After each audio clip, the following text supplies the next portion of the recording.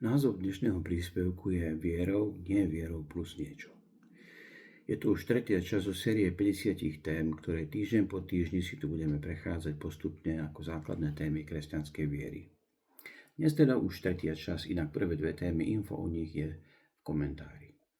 Dnes je tu odpoveď na tvrdenie, nestačí len uveriť. Niekedy sa hovorí, musíš prijať svätosti, musíš chodiť na spovede, musíš robiť dobré skutky. Ale Božie slovo hovorí niečo iné. Milosťou ste spasení skrze vieru. A to nie je zo seba, je to Boží dar. To je v liste Efezanom. Ak ku viere pridáš nejaké podmienky, už to nie je dar. Už to nie je ani viera, je to ako dohoda. Je to ako obchod. Ty urobíš niečo a Pán Boh ti dá spásu. Ale on neobchoduje, on dáva dar.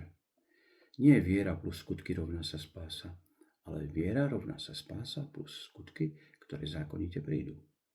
Skutky sú len dôsledok už spasenej duše. Boh nehľadá v nás druhú stranu zmluvy. My nemáme zmluvu s Bohom. Tá zmluva sa stala v Kristovi.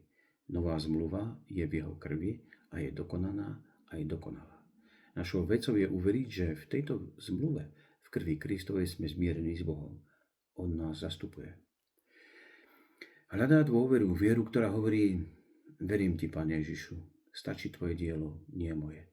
Toto je viera, ktorá zachraňuje.